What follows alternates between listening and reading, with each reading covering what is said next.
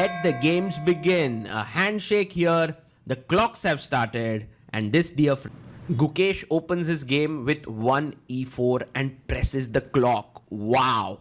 We did not see this coming. Because Ding's French defense has stood very strong. Oh my god, he plays it again. Third time in the match. Ding Liren has so much trust on his French. d4. Gukesh is like, I'm going to break your French today, Ding. d5 on the board. And what has Gukesh prepared? He goes knight to c3. He goes knight to f6. The same opening that he played. Gukesh had pushed his pawn forward and he does so again. e5 on the board. And now the knight goes back to d7. In game number 1, Gukesh had gone f4 here. So a small change. He brings knight ce2. And his point is, if you go c5, I want to play c3 and bolster my structure. He does go c5 on the board. And now c3 is going to be played here for white exactly. And this is a well-known position. Knight comes out to c6. And one of the main moves here is f4 or knight f3. These are the most probable moves. But he goes a3. And now bishop to e7. Just developing a piece. Ding plays it after around a 15-minute think. And Gukesh blitzes out bishop e3. And Ding goes slightly wrong. He goes knight b6. Maybe the best moves here were a5 or b5 or even queen b6. But he goes knight to b6. And now he wants to come to c4. But a fantastic move by Gukesh. The knight on f4. The knight is powerfully placed. He takes the pawn on d4. And I believe Gukesh is going to take back with the pawn. Yes, he does. He takes it back.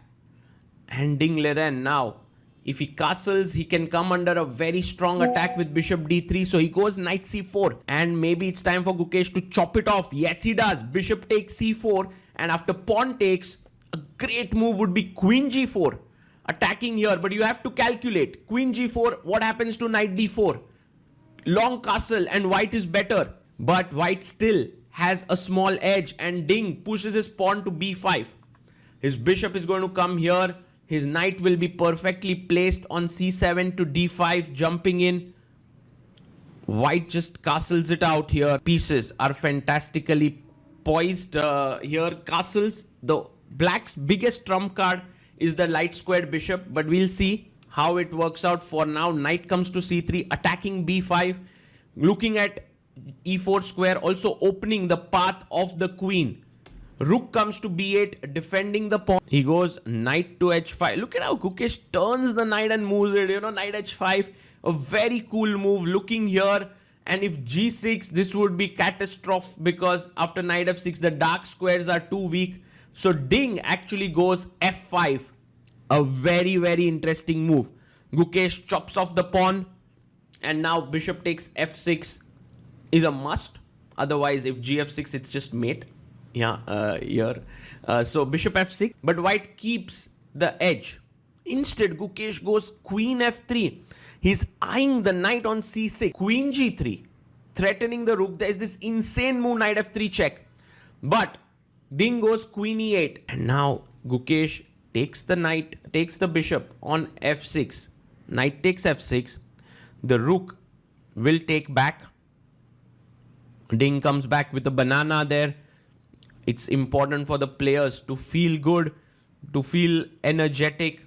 And now Gukesh comes back with the queen. He has a great position. Why? He's going to put his knight on e4. Maybe can go to c5 or d6. Pawn to f3. Rook a d1. Rook f e1. Bishop f2. Bishop g3. So the queen comes to g6 here. And he plays his pawn to f3. I love this move because the knight will sit here. Bishop f2. Bishop g3. This is going to be very, very powerful. And the rook goes back to f8. Gukesh first brings the rook in. Keeps the d4 point guarded. He has a very solid edge here in the position.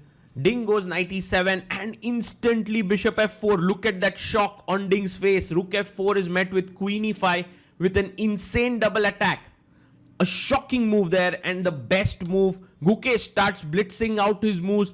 Bishop f4, bishop c7. He's playing this so quickly. And now the rook goes back to b7, bishop d6. Last 3 moves with the bishop played at the speed of lightning by Gukesh, making Ding bleed on time. Rook e8 played here, and now this rook is a little bit awkwardly placed. Rook fe1 would be fantastic. White has a very tangible edge, but Gukesh wants clarity. He wants to take on e7, rook e7, and say that his knight is superior to the bishop. Well, it is for now, but if the rook goes to c7 or d7, bishop comes to b7 and d5, it would be a great position for black.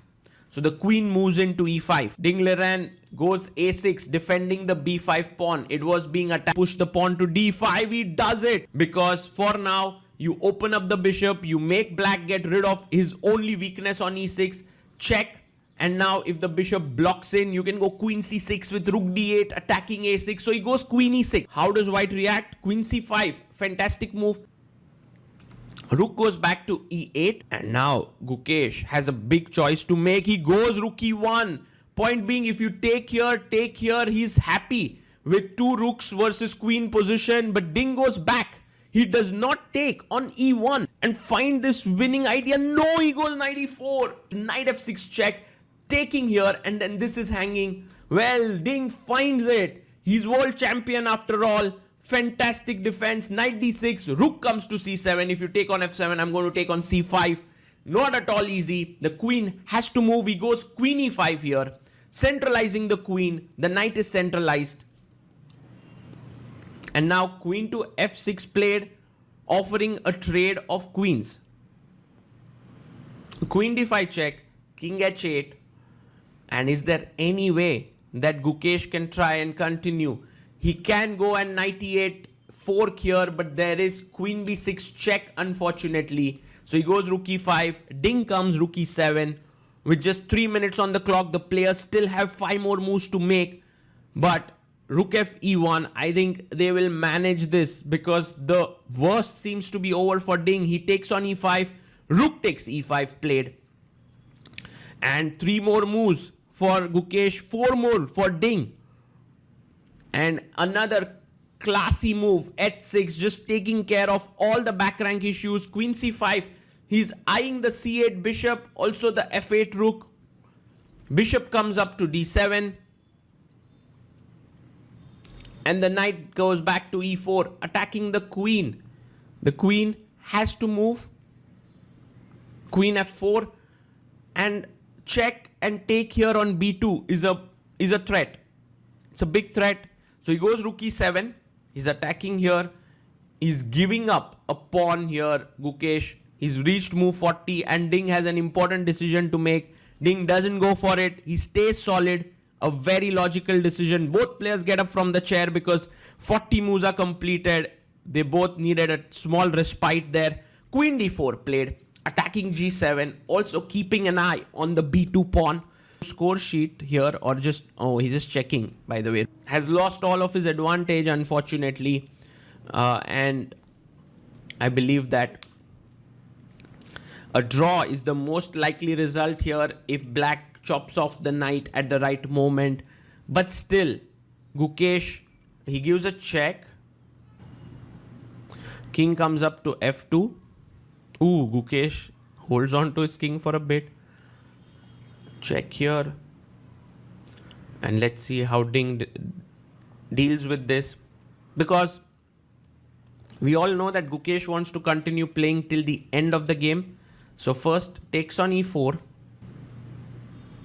Rook takes e4. Played.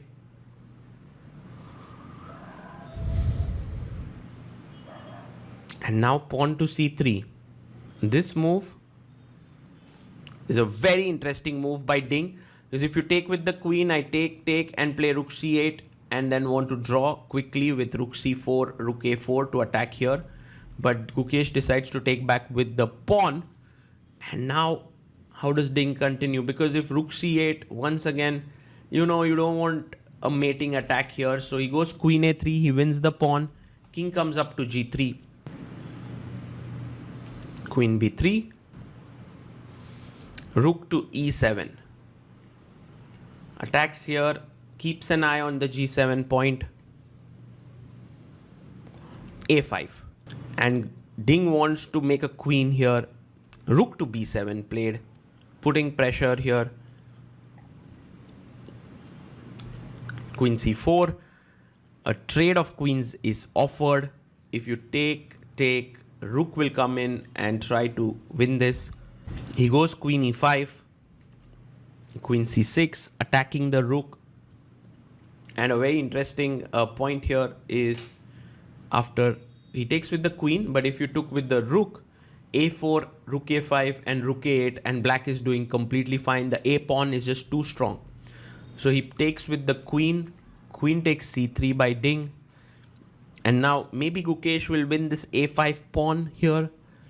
But in the end, we will reach a 3 versus 2 position, which is a draw. A queen e1 check.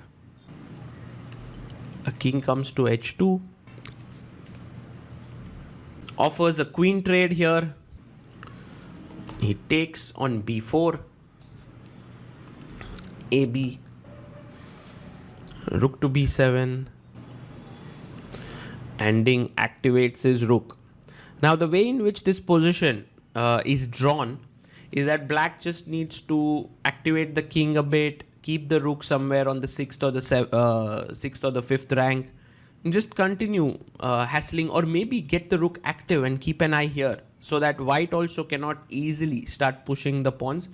King comes up, but you can see now the problem is that this is under pressure, so the king cannot really move upwards. It's a bit irritating there. King h7 by Ding. Rook to b5 played. And you want to play h4, h5 next. King g6. He goes f4. King f6. King to f3. And rook c2. He plays his pawn to g3. Another check.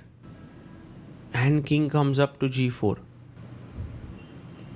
Rook moves to a3.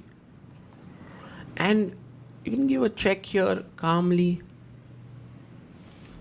But he plays pawn to h4. And you can see how Gukesh is slowly and steadily trying to make some progress. But Ding is always keeping his eye on the pawn that is at the bottom, not allowing the king to move ahead. A check, king comes back, and Gukesh pushes his f pawn. Now you have to be careful a bit. h5 played here. If you take the pawn, rook takes g3, and black should be fine. So Gukesh comes to f4, and now a check. If you go king g5, once again check, and you lose g3. So he comes back to f3, doesn't go forward. Another check. King comes up. Check.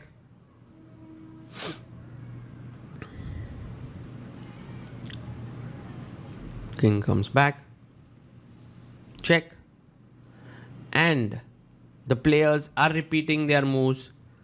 And it's a draw that has been agreed here between Ding and Gukesh.